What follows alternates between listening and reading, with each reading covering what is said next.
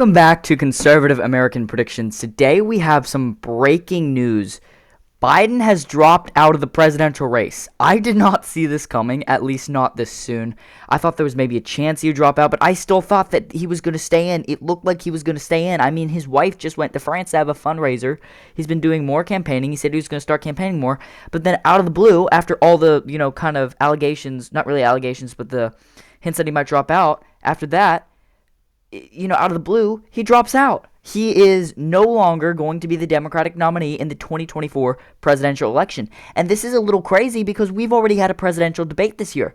And it's not, like some of the primaries are still left. No, the primaries are over. The last time we saw a president bow out of the presidential race was LBJ in 1968 after he lost, or he didn't do, he dropped out after New Hampshire, I believe, after the New Hampshire primary. This is insane. This is going to be a very, very interesting presidential year. I mean, it already has, but this is just going to make it even more insane and interesting. So I want to talk about this a little. Biden did drop out via a Twitter post, I believe, and so then he also announced that he was endorsing Vice President Kamala Harris. So Kamala Harris is most likely going to be the Democratic nominee for two reasons. Well, a couple of reasons. One, the Democrats are hopeful that she can galvanize women and minority voters, which is just kind of the demographic thing.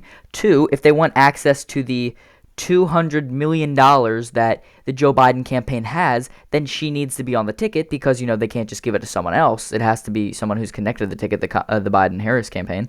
And also, she is kind of in the spotlight now, and she's already well known. So she kind of has to be the nominee. I'm expecting a few other candidates to try to enter a Democratic nomination or a blitz primary if they have one, but it's going to be Kamala as the nominee. So the question is, who's going to win the presidential race now that we know it's not Biden? It's going to be Harris. So what I have here is the map between Kamala Harris and whoever her vice president is, and Donald Trump and J.D. Vance. So the states I have filled out here are the states I think are going to be above 15 points in the election. The next set of states are the ones I think are going to be between 12 and 15 points, and I'm just going to quickly fill them out.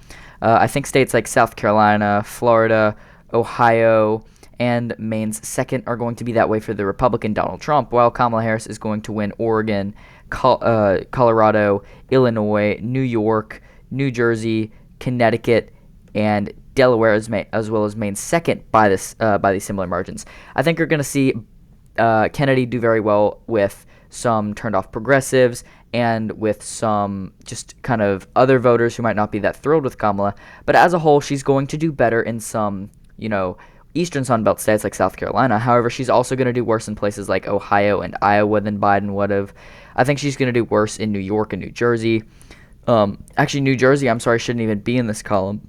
New Jersey should be in the likely Democratic column. I think New Jersey is going to be about D plus 10 right now. So those are the safe Democratic states, the ones between 12 and 15, and the safe Republican states. But now the likely Democrat states, starting with, also Colorado. I forgot to throw Colorado in there. I'm fairly used to putting it as safe.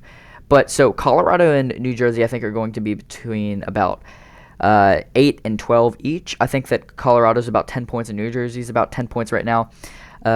Locking them down about there. So those are the two likely Democratic states. The likely Republican states, I think, are Texas and North Carolina. I don't think that Kamala being the nominee changes North Carolina. I think Texas is around R plus 10 to 11, while North Carolina is about 5 points, just about 5 points. I think she does better with African-American voters than Biden would have, but she does worse with moderate Democrats and, of course, the working class in the kind of northeastern part of the state. So those are the likely states. Now for the lean states, I think that Kamala holds New Mexico and Virginia by lean margins, same as Biden. Virginia by about 3 to 3.5. New Mexico by about 4 to 4.5. So good margins there. I think so that is it for lean states. Trump, on the other hand, I think he expands in Nevada and Arizona. I think he goes from, I had about 2.5 points in Nevada. I think it's going to be about 3.5 points in Nevada now. Arizona, I think, is going to go from about 1 point to about 2 points now. Kamala is not a good fit for the state. And then also Georgia, I think, is going to be lean Republican. I think that she's going to do better here than Biden did, but I don't think that she's going to be able to win the state or make it super close. I think it's going to be about 3 points now instead of 4 to 4.5. And then the next couple of lean states, they are Wisconsin and Pennsylvania, I do think are still lean. Wisconsin still by 3 points. Pennsylvania it shrinks a little to about 1.5 points, as Kamala is going to do better in Philly. And this brings Trump to 297 electoral votes. Also, some of these states could depend on Kamala's VP if and when she announces it, if for some reason she doesn't become the Democratic nominee. But this is just crazy. So I still can't really get over the initial shock that I'm feeling right now. Like, this is insane. But so these are the lean states. The next few I'm going to fill out are all tilt states, and I'll start with the state of Minnesota. I do still think Kamala wins here by about 0.75%. She obviously does worse in the iron range now in the southern part of the state, but she holds her ground in Minneapolis, and this is why she wins the state. So from a higher tilt margin to a lower lean margin. Now, Michigan on the Republican side, I think Trump improves even more with the working class than he would have before this, and with the some disaffected voters, but Kamala can still hold with African American voters, which is why I'm still giving the state tilt to Donald Trump. And then after this, New Hampshire, she is not a good candidate for New Hampshire. She is she's very weak for a state like New Hampshire. I mean, so is Trump, but I do still think she holds the state of New Hampshire, as it was a D+7 state in 2020. And I think that it's going to be hard to change that. I think it's going to be very close, but I do still think that she's going to hold it. And then out of the state of Maine at large, I think she's also going to hold this very, very narrowly by under half a point. I think that it's going to be very close, as Kennedy is going to take a lot of votes from her, but I don't think it's going to be enough to flip the state. However, in the 2nd district of Nebraska, I do honestly think that Trump is going to win it now, flipping this district, simply because Kamala is such a terrible candidate for a suburban district like this. It could still go for Kamala fairly easily, but I do now have it going for Donald Trump. So this is how I see the map as of now. Again, after President Biden has bowed out of the race and endorsed his Vice President Kamala Harris, this is just some insane stuff happening right now. I'll try to keep some updates going. Also follow the political chatter. He does good updates on this. He actually saw this coming for a long time, so I want to give him credit for that. Good call on this. But if you do want consistent updates, he probably will keep putting those out, so make sure to follow him on YouTube. And yeah, that's basically it. So I hope you enjoyed the video.